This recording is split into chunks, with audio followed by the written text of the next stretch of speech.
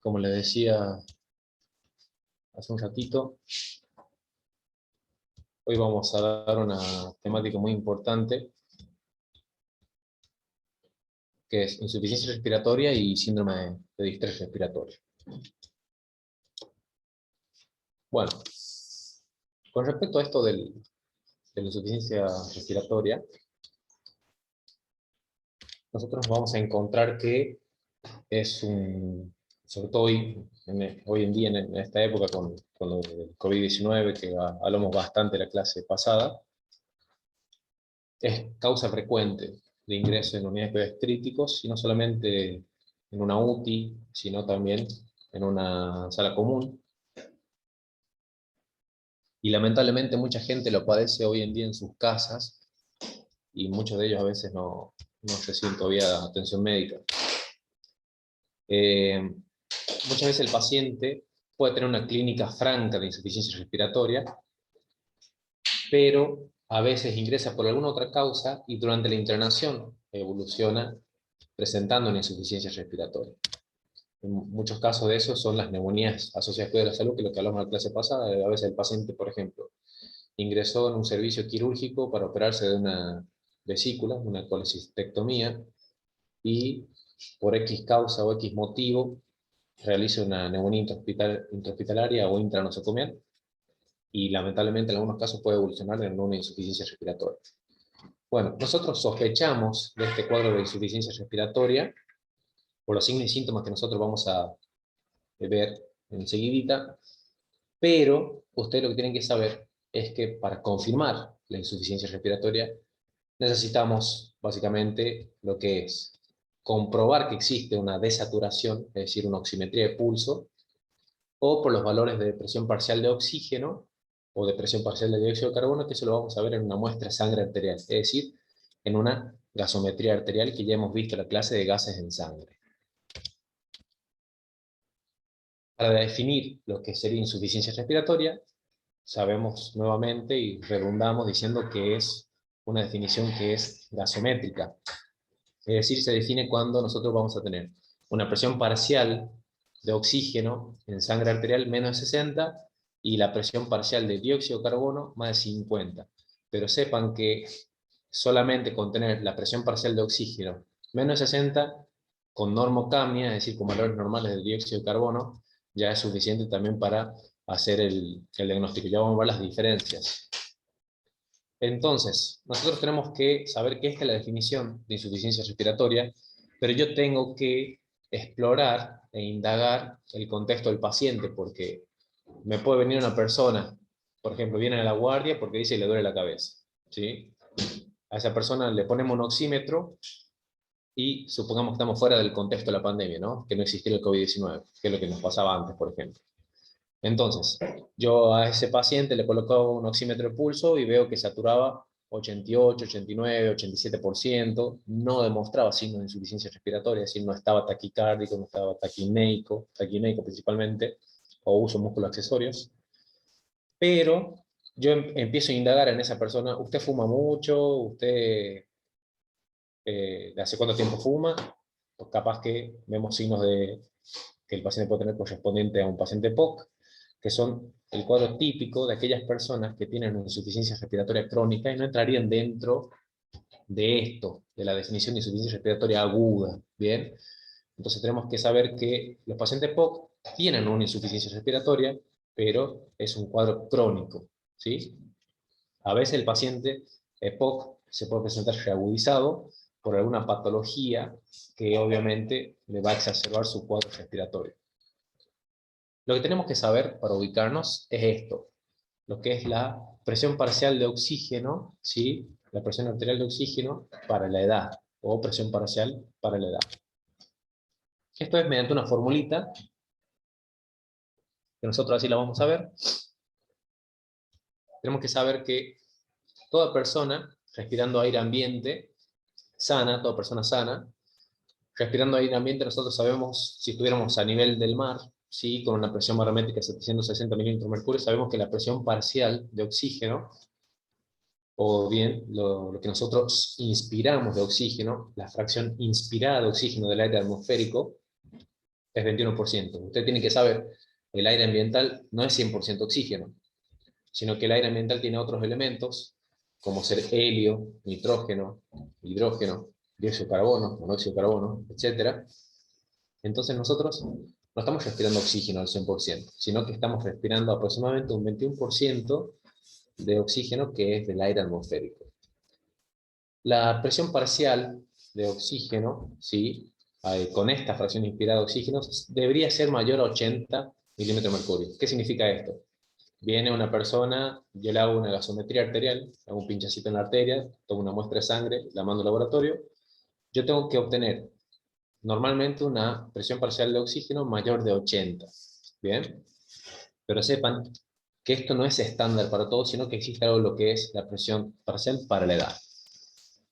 Sabemos que se va modificando a medida que la edad va subiendo, la PO2 se modifica. Hay una fórmula como ser esta, que la presión parcial para la edad de oxígeno es 102 menos 0,33 por la edad. Nosotros la que utilizamos, y la que los kines usan mucho ahí en nuestro servicio, es esta formulita, 103,5 menos 0,42 por la edad. Así, por ejemplo, si tengo un paciente que tiene 72 años, voy a hacer el cálculo, 103,5 menos 0,42 por su edad, y me va a dar una PO2 de 73,26. ¿Qué significa esto? Que este va a ser el valor que tengo que tratar de obtener en gases en sangre, ¿sí? Por ejemplo, me viene una persona de 72 años, le hago una gasometría arterial y detecto que tiene 75. Está bien, su PO2 para la edad está perfecta porque está dentro de los valores normales. Si esa persona llegara a tener, por ejemplo, 65, 70, no está en insuficiencia respiratoria, pero sí tiene una PO2 para la edad que está disminuida. Entonces siempre nosotros, un parámetro que utilizamos para controlar a los pacientes, para ver su evolución, sobre todo en este contexto también de la pandemia, hacemos este cálculo, la PO2 para la edad, para saber si el paciente está cumpliendo los requerimientos o los objetivos necesarios durante su tratamiento.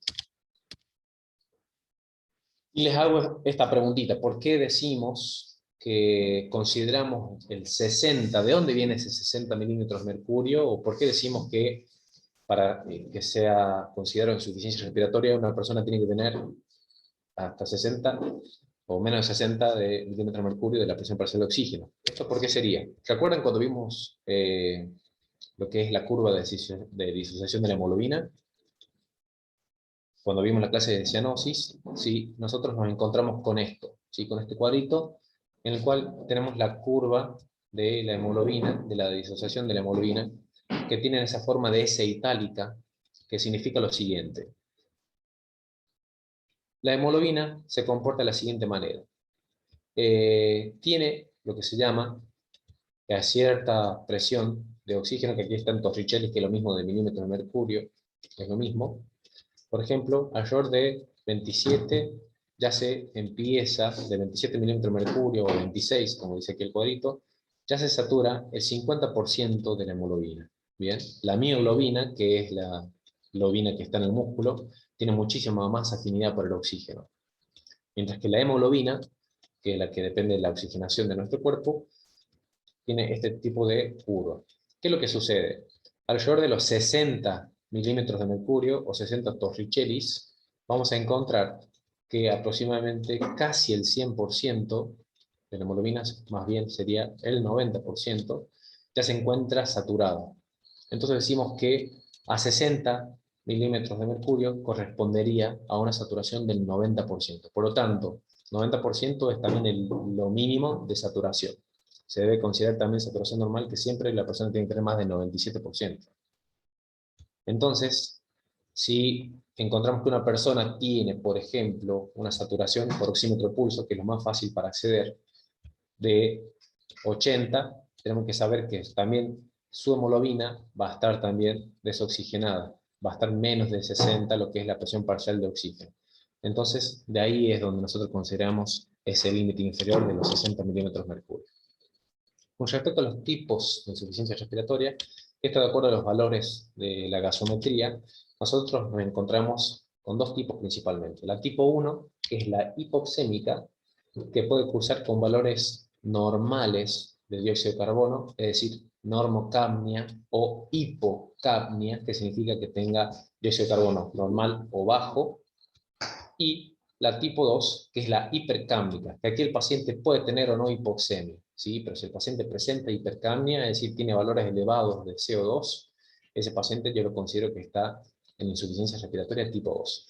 Un ejemplito, ustedes reciben unos gases en sangre, un paciente que está, por ejemplo, con una neumonía, que está, por ejemplo, con COVID-19, esa persona podría tener una gasometría que tenga, por ejemplo, 55 de PO2, y por la falta de aire, ese paciente aumenta su frecuencia respiratoria, y al aumentar su frecuencia respiratoria, lava más dióxido de carbono, entonces a esa persona le voy a encontrar que va a tener, por ejemplo, 28 de PCO2.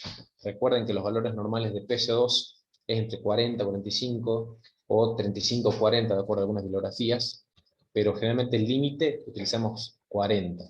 Entonces, si esa persona tiene menos de 35, si tiene, por ejemplo, 28, como le dije en el ejemplo, tendría justamente una hipocapnia. Podría tener que tenga, por ejemplo, 55 de PO2 y que tenga una PCO2 de 40 o de 37, está dentro de valores normales. Tiene una hipoxemia con normocapnia.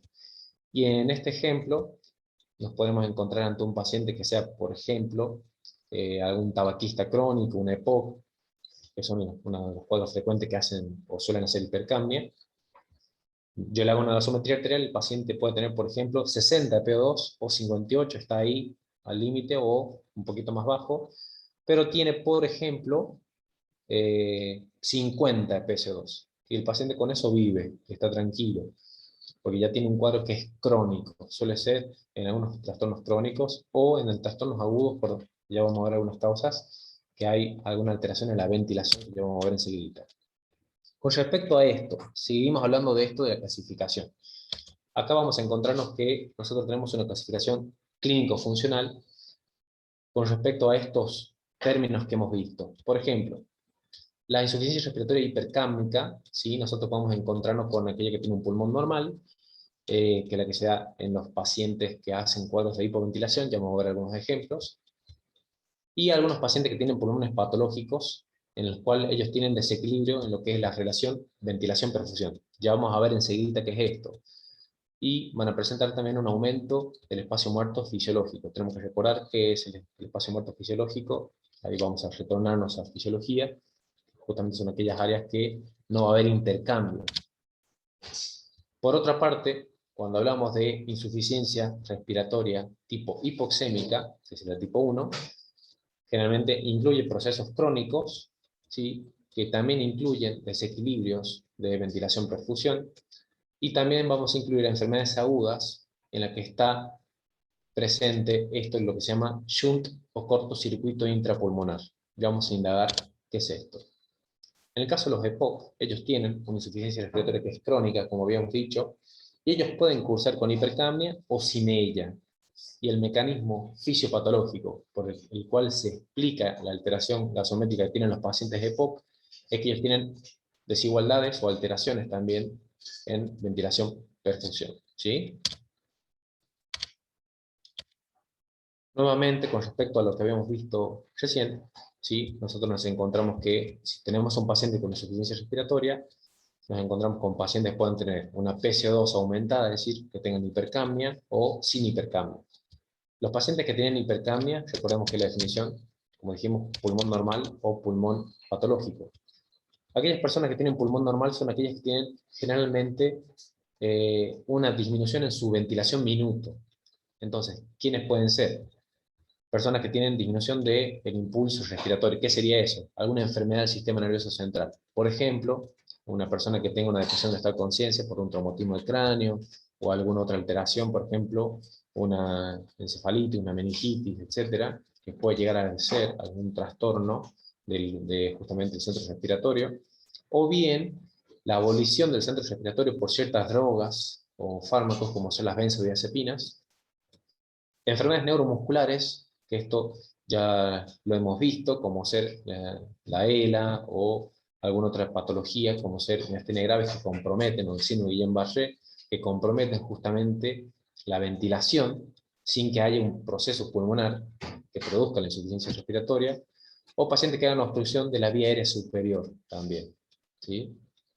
Dentro de aquellos que tienen un pulmón patológico, nos encontramos frente al EPOC o el asma aguda. Estos pacientes, recuerden que son retenedores, ¿sí? Ellos hacen hiperinsuflación, entonces, justamente por ese aumento del espacio muerto fisiológico, estos pacientes no hacen intercambio y a su vez retienen dióxido de carbono y generan justamente en un pulmón patológico el aumento de la PC2.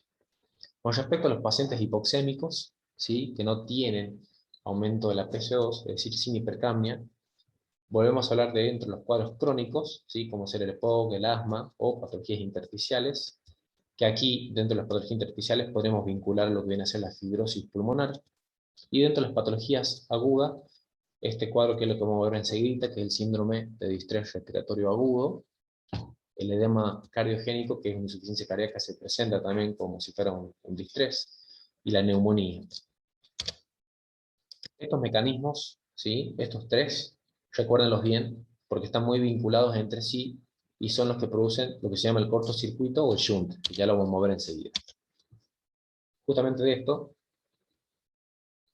de los mecanismos.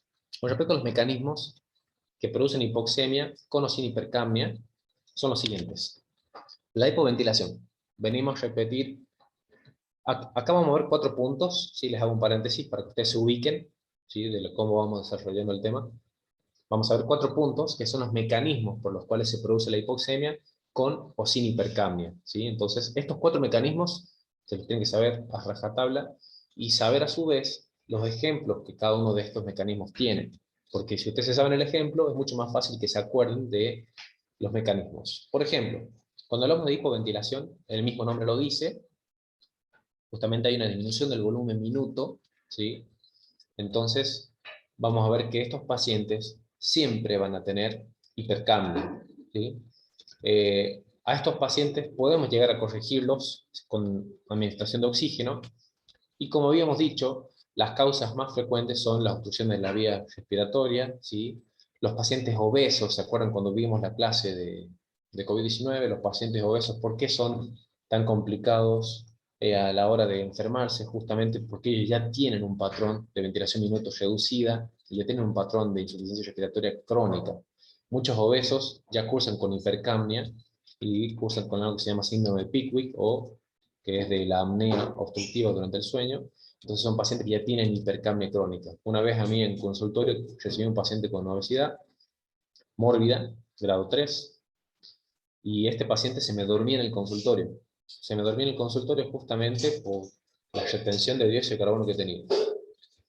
Hay pacientes, como habíamos dicho, que algunos fármacos, ¿sí? Las benzodiazepinas, clonazepam, alprazolam, etcétera, pueden llegar a generar justamente depresión del centro respiratorio y producir justamente una hipercapnia. Muchas veces hemos recibido pacientes con intentos de suicidio que con sobredosis de estos fármacos produce depresión del centro respiratorio. Generalmente es difícil que llegue a morir una persona por esto, no digo que no sea posible, pero gracias a Dios todos los pacientes que hemos recibido en el hospital, por lo menos los que yo tuve la oportunidad de ver, que han tenido intentos de fanáticos, por así decirlo, con este tipo de fármacos, lamentablemente llegaron a esa decisión, pero gracias a Dios ninguno llegó a tener un desenlace fatal. Esto sí, con respecto a enfermedades del sistema nervioso central, volvemos a redundar lo que decimos, o de los músculos periféricos, cuadros neurológicos que van a producir que haya una disminución del volumen minuto. Volvemos a repetir, miastenia gravis, esclerosis lateral amiotrófica, síndrome de Guillain-Barré, los cuadros graves, etc. Shunt, acá se les complica un poquito, a veces a la hora de entender esto, cuando uno habla de shunt, que es el término en inglés, de lo que sería un cortocircuito intrapulmonar. ¿Y qué sería un cortocircuito? Aquí lo que se produce es que nosotros tenemos un compromiso del alveolo, ¿sí? Ustedes recuerden que el alveolo tiene sus capilares. Por un lado vienen los capilares venosos que traen la sangre, o los capilares arteriales, perdón, que van a traer la sangre desoxigenada, ¿sí? Recuerden que la arteria pulmonar va a traer la sangre justamente desoxigenada, y posteriormente se va a oxigenar a través de la hematosis, van a regresar por los capilares venosos, y van a volver a través de las venas pulmonares la sangre oxigenada hacia el corazón.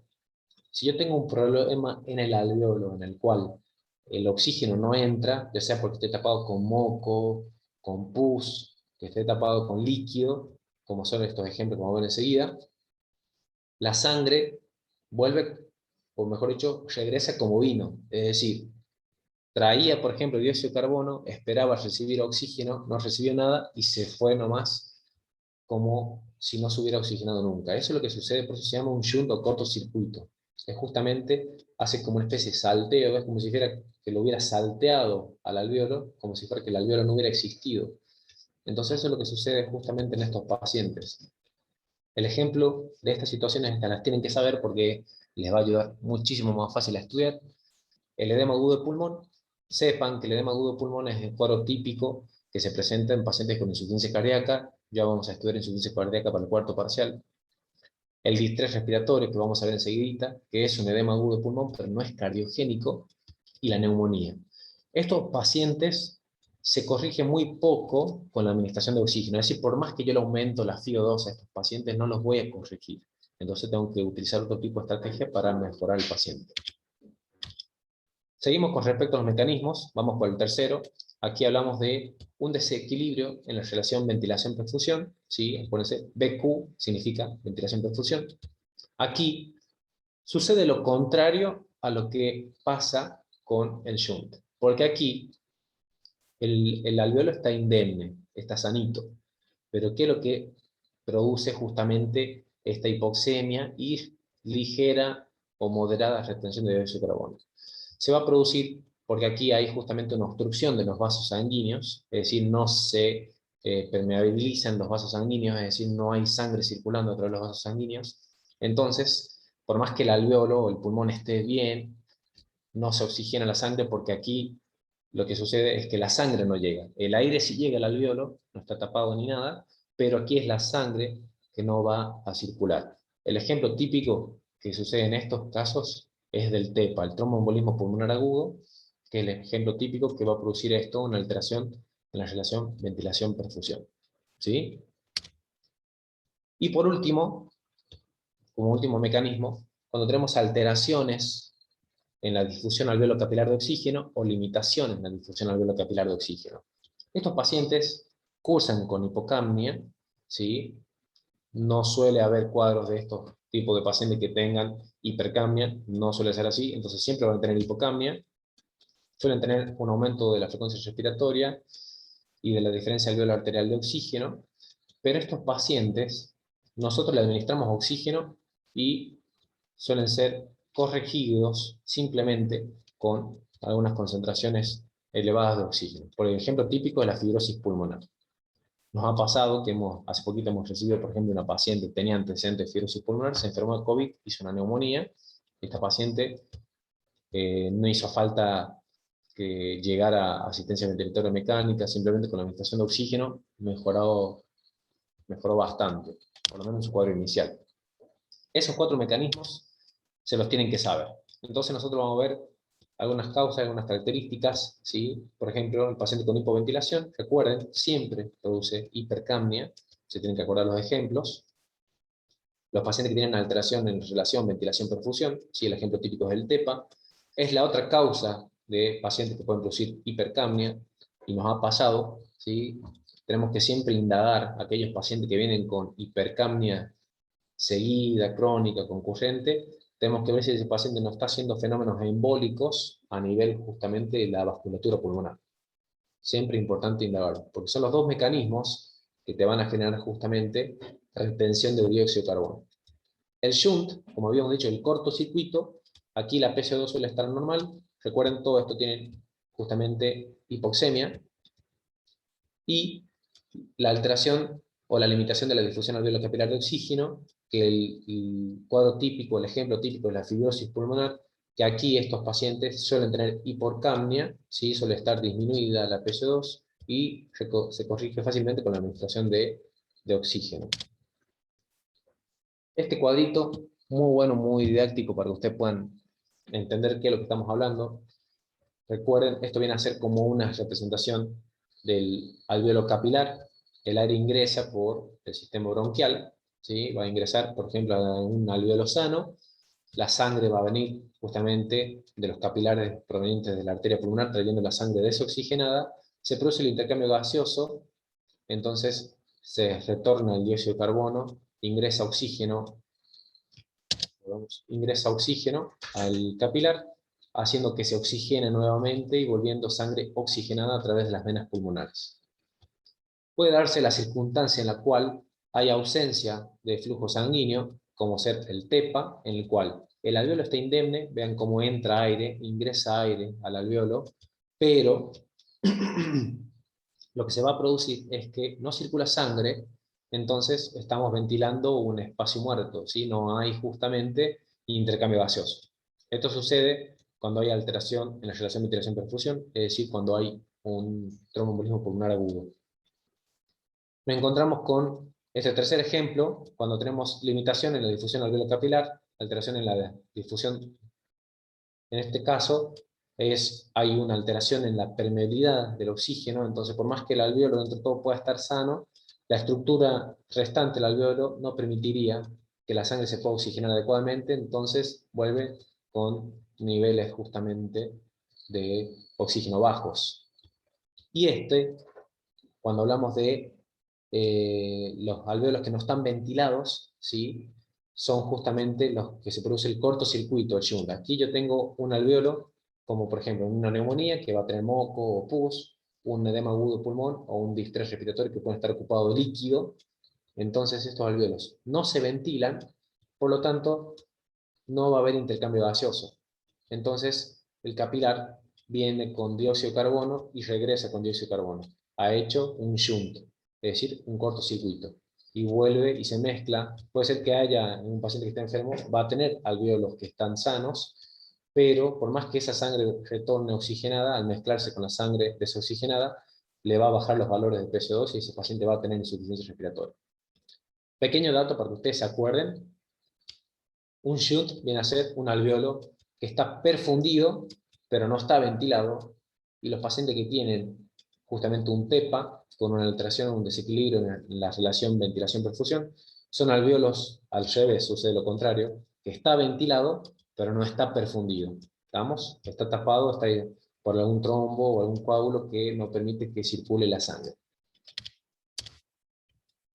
Bueno, aquí ya nos ponemos con respecto al estudio de cómo vamos a ver de que el paciente está cursando justamente insuficiencia respiratoria.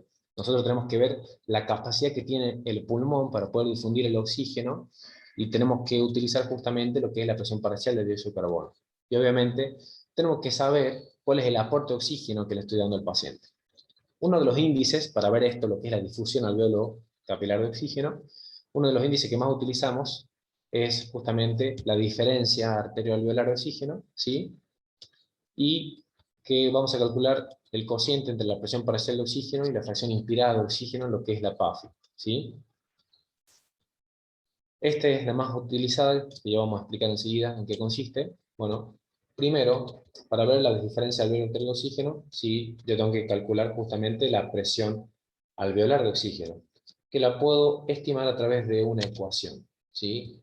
Por ejemplo, yo necesitaría saber la FiO2, la presión barométrica, que sabemos que es 760 milímetros de mercurio, la presión parcial de agua, que sabemos que es 47 milímetros de mercurio, todo esto si fuera a nivel del mar, la presión alveolar de dióxido de carbono sobre un cociente que es una constante. Como habíamos dicho, la presión barométrica, la presión de agua y R viene a ser un cociente que siempre se utiliza el valor de 0,8. Todo esto se requeriría conocer para poder obtener la presión alveolar de oxígeno y así conocer esto, lo que es la diferencia alveolo-arterial de oxígeno, es decir, hacer una división entre el valor que yo tengo de los gases en sangre, por ejemplo, de la presión parcial de oxígeno, y para poder conocer justamente la diferencia, tendré que sacar lo que es la presión alveolar. Pero, como esta fórmula es muy engorrosa, lo que se utiliza en forma práctica y rápida para poder medir esa capacidad justamente de hematosis, de poder haber la difusión de oxígeno a nivel alveolo capilar, vamos a utilizar lo que es la PAFI. que es un cociente, es una división que hacemos entre la presión parcial de oxígeno y la fracción inspirada de oxígeno. Ustedes van a decir, ¿de dónde saco la PO2? Simple y sencillo, de los gases en sangre. Le hago unos gases en sangre al paciente, veo la presión parcial de oxígeno y de esa forma yo puedo llegar a obtener la presión parcial, es decir, qué valor tiene PO2. Y la FiO2 la tengo que estimar de acuerdo al valor que le estoy administrando oxígeno al paciente. Si yo tengo al paciente en ventilación mecánica, se lo tengo dormido, anestesiado e intubado, es fácil porque tengo que ver la máquina, qué fracción de inspirado oxígeno le estoy pasando. Ya si el paciente está, por ejemplo, con máscara de reservorio, de acuerdo al flujo de oxígeno que se le está dando al paciente, existen tablas para ver, de acuerdo al flujo de oxígeno, qué cantidad de fracción de inspirado oxígeno le administramos, y de esa forma podemos sacar la FiO2. Y haciendo una división, vamos a obtener lo que es el valor de la PAFI, ¿sí? Justamente esta ecuación es la ecuación de los gases alveolares. Para evitar tener que usar la ecuación de los gases alveolares, tenemos que realizar justamente este cálculo que es la presión parcial sobre la FiO2. ¿Cuál es el cuadro clínico que me va a dar una persona que tenga insuficiencia respiratoria? Bueno, el principal síntoma que va a tener, por el cual llega a la consulta, es la disnea, ¿sí? La falta de aire. Recuerden la clasificación de la disnea, grado 1, 2, 3, 4, de acuerdo al grado de esfuerzo, ¿sí? Grado 1 sería aquel que haciendo grandes esfuerzos, grado 4 es aquel que, por ejemplo, se tiene que vestir o se peine y ya le da falta de aire. Recuerden la clasificación que lo vimos en la primera clase. De acuerdo a la causa de insuficiencia respiratoria, nosotros vamos a ver también ciertos signos. Por ejemplo, si tiene una neumonía grave, el paciente también va a cursar con taquipnea, es decir, aumento de la frecuencia respiratoria, va a utilizar músculos accesorios. Lo mismo sería en una situación de un cuadro asmático, va a usar músculos accesorios, va a observarse tiraje, aleteo nasal en el caso de los bebés.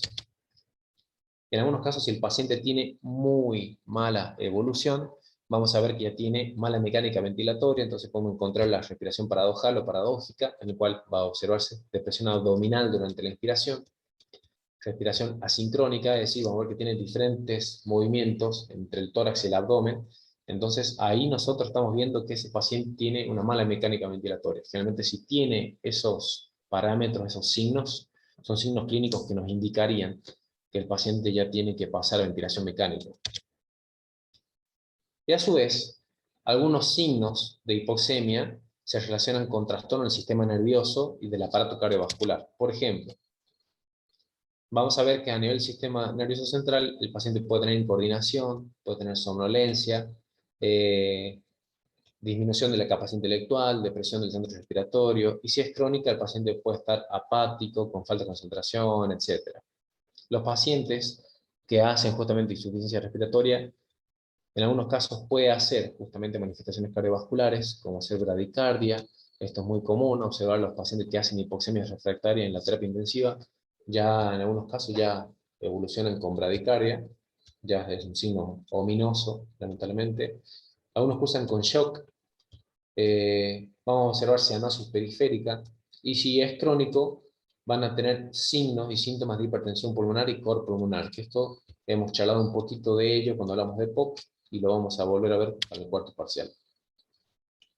Dentro de las manifestaciones de la hipercapnia, es decir, qué signos o qué síntomas podemos llegar a obtener o ver en una persona que tenga dióxido de carbono alto. Por ejemplo, si es aguda, va a tener alteración del sistema nervioso central. Está desorientado, somnoliento, como el ejemplo que les conté de ese paciente.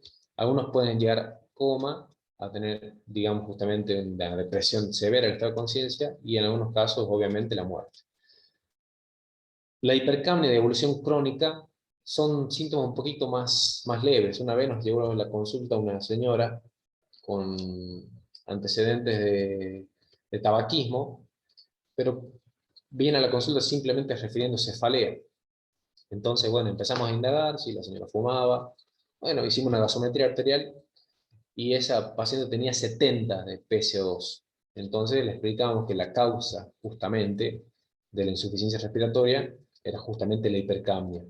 Y somnolencia también, los pacientes, por ejemplo, obesos crónicos, los pacientes con obesidad suelen tener insuficiencia respiratoria crónica, y eso le va a dar hipercapnia crónica. Y eso a su vez va a cursar con somnolencia en ellos.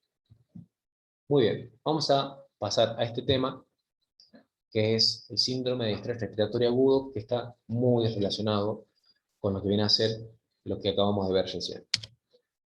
Se lo define justamente como un edema agudo de pulmón no cardiogénico, ¿sí? La principal causante de que se produzca este pasaje de líquido desde los capilares hacia el alveolo es que hay una alteración en la permeabilidad. Aquí no hay un aumento de la presión hidrostática como sucede en el edema agudo cardiogénico, sino que hay una alteración en la permeabilidad.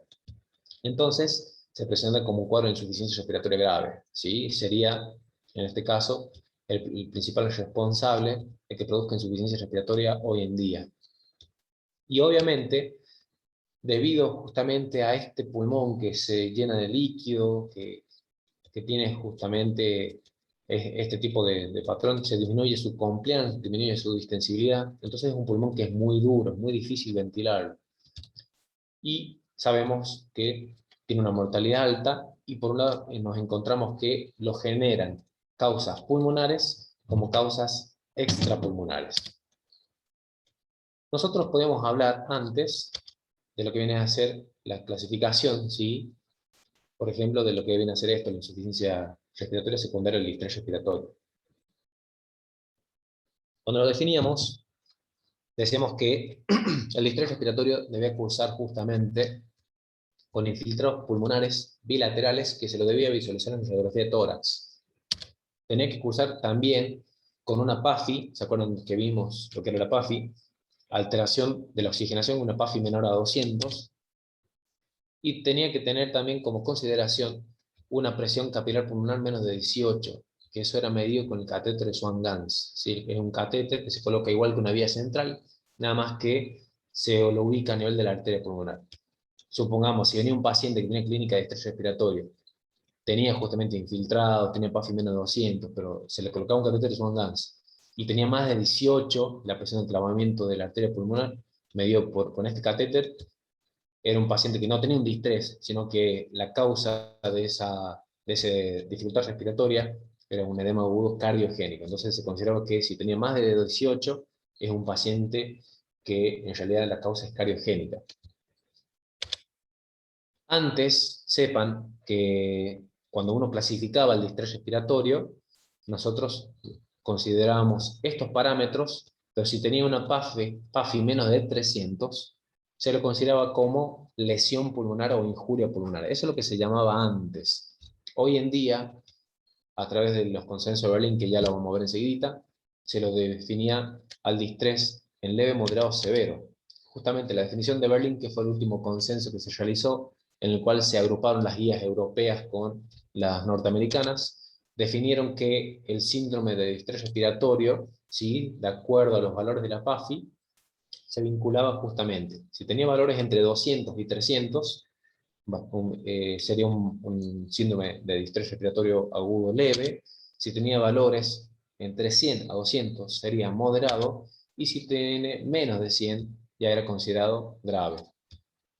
Entonces, todo esto suele ser justamente parte de la definición actual. Sepan de que todavía se consideran lo que vienen a ser los infiltrados pulmonares y la PAFI. Hoy en día no utilizamos tanto esto, lo que es la presión, porque no a todo paciente se le coloca un catéter Swan-Ganz, pero sí nos definimos bastante por la PAFI y por el patrón radiológico. Dentro de las causas, es decir, nosotros vamos a ver que los pacientes que hacen distrés están producidos principalmente por causas pulmonares y causas sistémicas. Dentro de las causas pulmonares, la clásica son las neumonías, ¿sí? En este caso, lo que está pasando hoy en día, ¿por qué hay tanta ocupación de terapia intensiva y qué es lo que les pasa a los pacientes? Bueno, ellos hacen un distrés, y es por una neumonía, por el SARS-CoV-2. Entonces, en este caso, la neumonía sería el principal causante del distrés hoy en día, en esta época.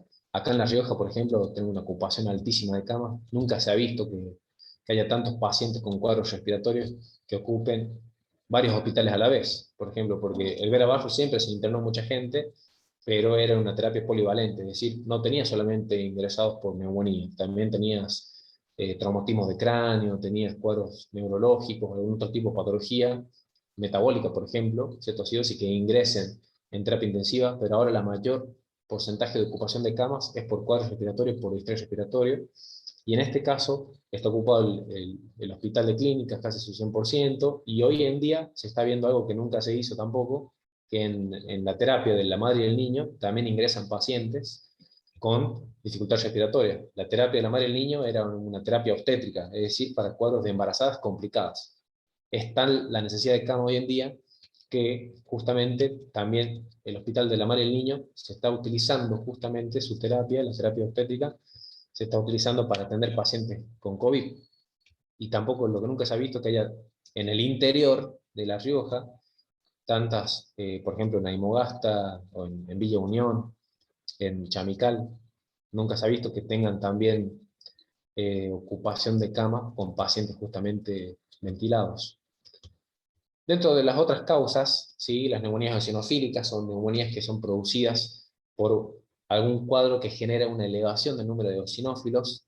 La tuberculosis miliar, que es un cuadro de tuberculosis muy grave, ¿sí? En el cual hay compromiso ya multilobar.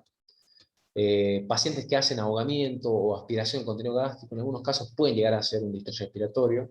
Los que hacen embolia grasa, que esto sucede, por ejemplo, en los pacientes que hacen traumatismo de miembros inferiores con fractura de fémur o de cadera, etc.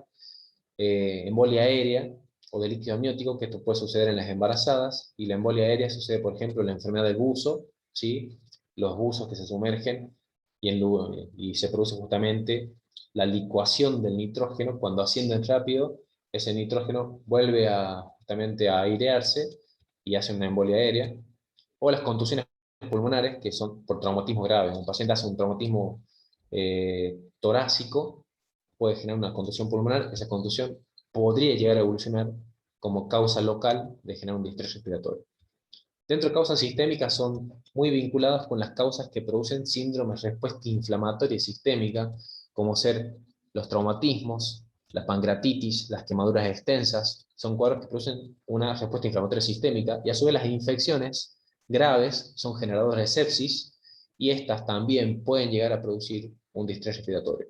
Pacientes que hacen transfusiones múltiples, ¿se acuerdan que habíamos hablado, tocamos el tema de transfusiones? Las personas que hacen transfusiones múltiples hacen justamente reacciones por anticuerpos y por múltiples antígenos, y obviamente pueden llegar a presentarse en cuadros graves como un distrés respiratorio.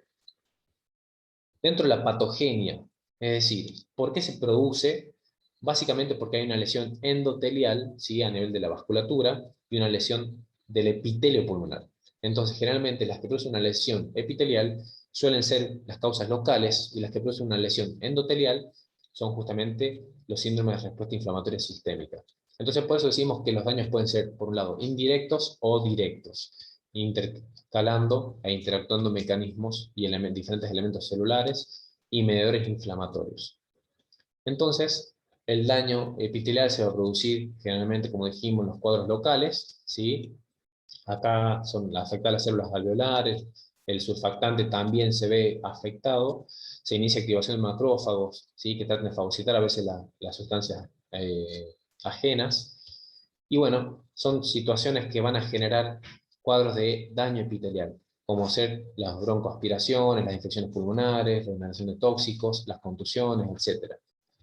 Eh, los que hacen daño endotelial, ¿sí? Sean algunos causas, en este caso, como mecanismos indirectos, que van a generar mediadores inflamatorios, como ser ciertas interleuquinas o citoquinas, que no se generan a nivel local, pero van a migrar a la vasculatura pulmonar, y eso es lo que va a producir justamente el mecanismo de respuesta inflamatoria sistémica, y que algunos de ellos, como dijimos, los politraumatismos, la sepsis, las pancreatitis, las infecciones o las quemaduras graves, son las que pueden llegar a generar como externas, y son las que podrían llegar a generar justamente como mecanismo no local, generar, o sistémica, generar un distrés respiratorio.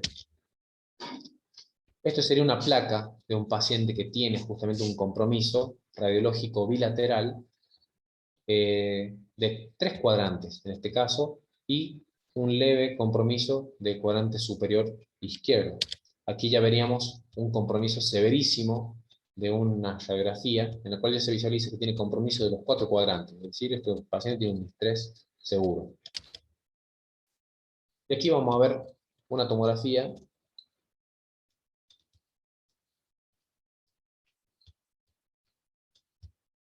justamente con un compromiso severo del parénquima pulmonar. Vean cómo ya tiene compromisos bastante extensos con condensaciones, ¿sí? Tiene esos infiltrados eh, bilaterales, eh, algo parchados, pero ya empiezan a abarcar los vértices pulmonares.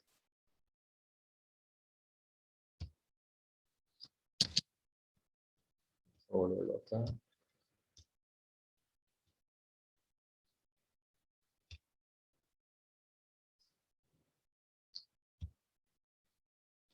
Recuerden que, perdón, esto se vuelve. Recuerden que esto es pulmón derecho, esto viene a ser pulmón izquierdo.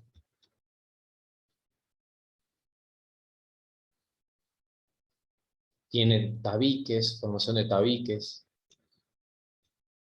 Vean cómo se encuentran en algunas áreas. Lo que se acuerdan, lo que habíamos dicho, este signo, lo que viene a ser el broncograma aéreo, es decir, es un tubo negro en una nube blanca. Ya tiene un compromiso bilateral severo y con condensaciones que ya son múltiples y bilaterales y extensas. Algunas áreas en vidrio esmerilado también se pueden llegar a visualizar. Bueno, vamos a hablar rápido con respecto a esto, porque no es que tengan que saber ya en esta etapa de su carrera todo cómo se trata de los pacientes con distrés respiratorio, porque esto ya es más vinculado a actividad de posgrado. ¿Qué se hace en los pacientes que tienen justamente distrés respiratorio? Muchas veces tenemos que tratar de mantener aspectos básicos, ¿sí? Tratar la enfermedad de base, hacer un soporte respiratorio y tratamiento de sostén. El soporte ventilatorio sería la medida más importante para que nosotros oxigenemos adecuadamente el paciente, sobre todo lo que son los órganos vitales, cerebro, corazón. La saturación debe ser mayor al 90%, es decir, que eso supondría que estamos hablando de una PO2 más de 60. Tratamiento importante y fundamental, es decir, si está ventilado el paciente, tenemos que aplicarle PIP. Es decir, ¿qué quiero decir con esto? La PIP es la presión de fin de expiración positiva. Y para que ustedes se ubiquen de qué estamos hablando, imaginen, hagan una inspiración profunda, ahí donde están sentados, donde están viendo la clase.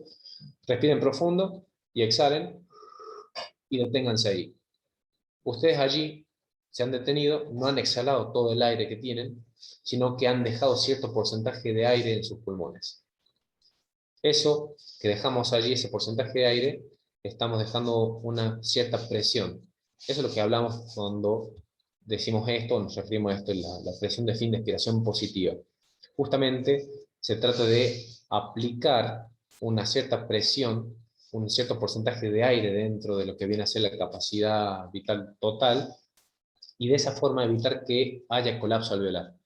Entonces, porque si yo dejo que el paciente exhale todo el aire, por así decirlo, vamos a permitir o facilitar que pueda llegar a hacer ciertas atelectasias o cierto colapso alveolar. Entonces tenemos que evitar que exista un colapso alveolar mediante la aplicación de presión de fin de expiración positiva.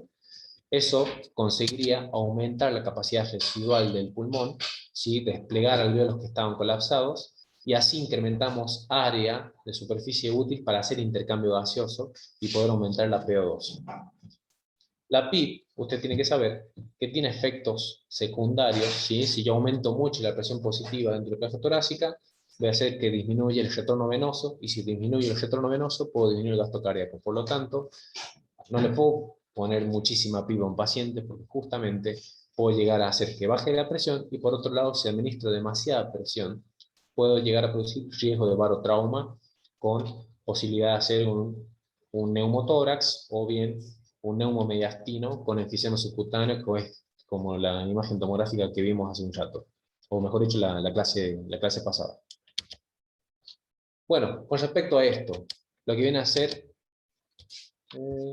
esto no lo puse bien. Bueno, con respecto a lo que viene a ser, acá queríamos poner, vamos, un segundito. Ahora sí. No pasó nada, no pasó nada, todavía sirve, todavía sirve. Bien, esto lo que le quería mostrar es el ROX Index. El ROX Index es un índice que se utiliza para ver la posibilidad que el paciente tiene de que pueda llegar a ser ventilado, ¿sí? Se utiliza mucho, por ejemplo, lo que son indicaciones de ventilación invasiva, tanuro de alto flujo, helmet, etcétera. Ya vamos a verlos enseguidita. Pero si ese paciente, por ejemplo, vemos que no va a funcionar, yo evalúo unos ciertos parámetros, como ser la saturación, la fracción inspirada de oxígeno y la frecuencia respiratoria. Por ejemplo, en un paciente que tenga 90 de saturación, una FiO2 de 100 y una frecuencia respiratoria de 35, con esta calculadora puedo calcular el índice ROX. Con estos valores, por ejemplo, esos valores que tiene el paciente, me dio un índice ROX 2.5. Si el paciente ya tiene un índice ROX ya menor de 4.8, ya tiene un alto riesgo de hacer una falla con lo que viene a ser canulada de alto flujo, ¿sí? Con necesidad de intubación. Se lo puede traspolar al uso del helmet también, que también sería un tipo de ventilación no invasiva, que ya les voy a mostrar enseguida. Y generalmente esto nos ayuda a ver qué tratamiento, qué medidas vamos a realizar en el paciente. Si es que puede aguantar con ventilación invasiva o tenemos que dormirlo y ventilarlo. Cuando ya decidimos justamente lo que es el procedimiento de intubación orotraqueal, es el paciente que tiene mala mecánica, está con frecuencia respiratoria muy alta, está con necesidades de FiO2 muy alta.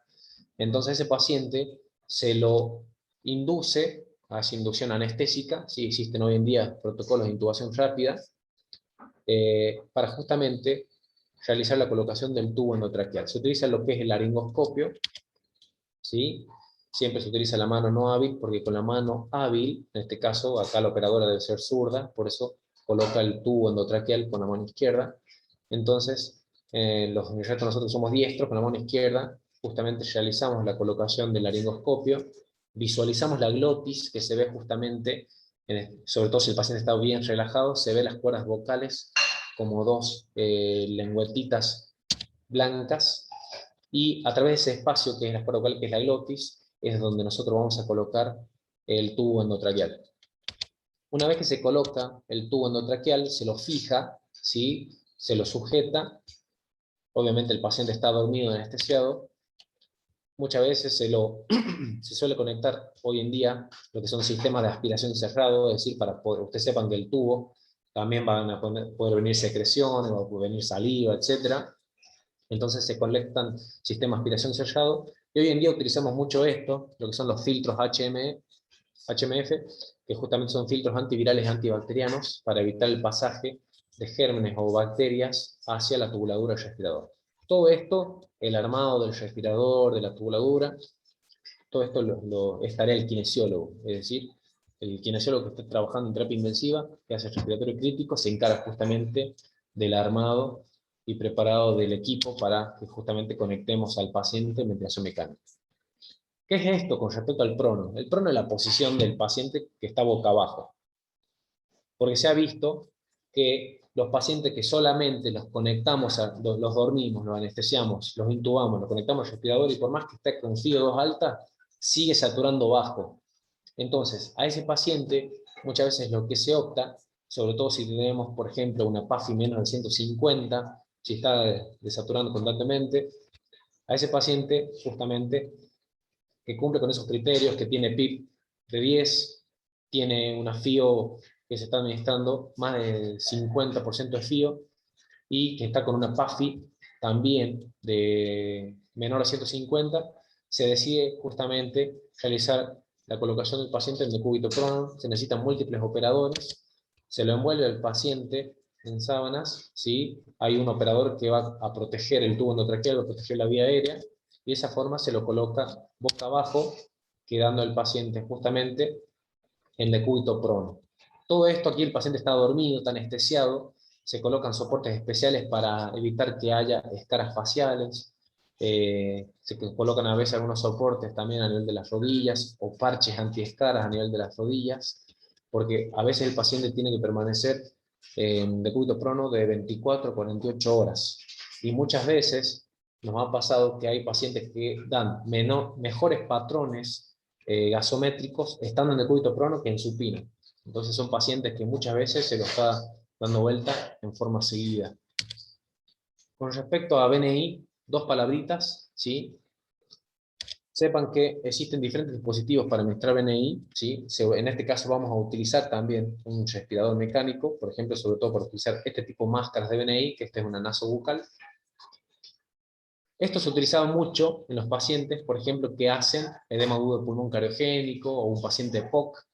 Realmente no se decide ventilar a los pacientes de POC o no se decide ventilar a los pacientes con edema agudo de pulmón cariogénico, sino que se los asistía con presión positiva mediante ventilación no invasiva, que son las siglas de esto. Nosotros hoy en día, en el Hospital de Clínicas, utilizamos mucho esto, ¿sí? Lo que es justamente la ventilación invasiva con los helmet, que los helmet es justamente un dispositivo que se insufla, ¿sí? Es todo de plástico, se infla, no es que esto sea algo rígido, sino que es un material blando, plástico, se va a insuflar y va a permitir administrar presión positiva. Y es impresionante cómo al paciente que tiene neumonía y estrés respiratorio, sobre todo hoy en día con el tema del COVID, uno le saca el helmet, les deja la máscara reservorio, y por más que la máscara reservorio le estamos dando una FiO2 alta, es impresionante ver cómo desatura el paciente. Uno le saca la presión positiva, porque si sacamos la presión positiva, estamos desreclutando alvéolos, entonces es impresionante ver cómo al sacarle el helmet a los pacientes empiezan a desaturar. Nosotros lo que utilizamos hoy en día también, esta es una de las formas en la cual se conecta el flujo de oxígeno directo y se le coloca una válvula de PIP para permitir evitar justamente por así decirlo, la desinsuflación pulmonar. Yo lo he probado, lo probé así, y te da una sensación que te permite respirar superficialmente, es decir, no te permite exhalar todo el aire. Entonces siempre estás ventilando en una forma superficial. Hay pacientes que se tienen que acostumbrar a utilizar esto, porque muchos de ellos lo tienen continuo y es necesario a veces alimentarlo a través de una sonda nasogástrica. Se les coloca una sonda nasogástrica para poder alimentarlo y de esa forma el paciente puede estar permanentemente con el helmet. Otra cosa que hacemos nosotros también, utilizamos el respirador mecánico, es decir, en lugar de hacer la BNI con máscara, hacemos con el helmet, pero le conectamos el respirador, y entonces en el respirador le seteamos la PIP, por ejemplo, le podemos poner PIP de 10, de 12, 14, le manejamos la FIO, y también controlamos lo que es la presión de soporte, que es la presión que le vamos a dar al paciente. Es decir, por un lado, evitamos la desinsuflación del alvéolo mediante la presión de presión positiva, que es la PIP, y le damos la presión de soporte, que es la cantidad de aire que va a ingresar a nivel alveolar, y que eso lo va a setear el equipo a través de lo que es el volumen tidal o volumen corriente, ¿sí? Esto con respecto al tema de ventilación invasiva, eh, sepan que es otra de las medidas que se utiliza para justamente la administración de presión de inspiración positiva y evitar justamente que haya colapso alveolar y permitir la mejora y recuperación del paciente. Muy bien. ¿Dudas o consultas? Profe, disculpe que lo moleste, ¿podría preparar una clase así sencilla de oxigenoterapia, por ejemplo, la conversión de porcentaje de oxígeno a volumen y los distintos dispositivos, bigotera, máscara con reservorio? Sí, sí, eso lo podemos hacer aparte. No hay cosa, o de última les hago un video aparte y ya se lo puedo subir a la plataforma. Sería genial, profe. De, Porque de to- oxigenoterapia casi no lo vemos. Sí, sí, la verdad, y es algo que ustedes, les vamos a hacer algo resumido, porque esto lo van a volver a ver en cardio respiratorio, y sobre todo para el que va a hacer posteriormente posgrado en lo que viene a ser la parte respiratoria. Pero con respecto a lo que te corrijo un dato de lo que vos me comentaste, generalmente el flujo de oxígeno, ¿sí? Nosotros vamos a ver lo que es la fracción inspirada de oxígeno. No manejamos volúmenes a menos que justamente el paciente esté ventilado, ¿sí? Cuando vos lo tenés al paciente ventilado, ahí sí podés controlar el volumen que le administras al paciente. No así cuando hace oxigenoterapia, ¿sí? Dentro de oxigenoterapia, bueno, tenés de lo sencillo que es la cánula nasal, máscara reservorio. Lo que sí podés regular en la máscara reservorio es, de acuerdo a los litros de oxígeno que se le administra. A eso sí, a eso, porque por ejemplo, cuando nos envían la indicación médica que te dice suministrar 25% de oxígeno, ¿cómo lo convertimos? ¿Cómo lo pasamos desde el tubo de oxígeno a Claro, mililitros?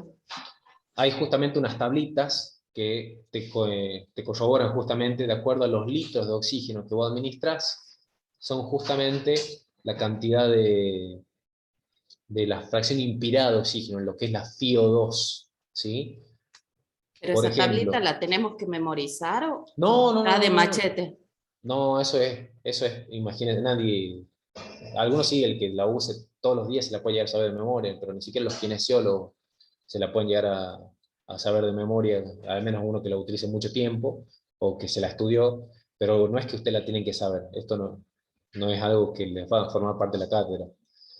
Y yo si les pongo la clase, no es que yo les voy a preguntar, a ver, si un paciente, o un caso clínico, si un paciente tiene una administración de 4 litros de oxígeno, ¿qué FiO2 tiene? No, no les vamos a preguntar eso.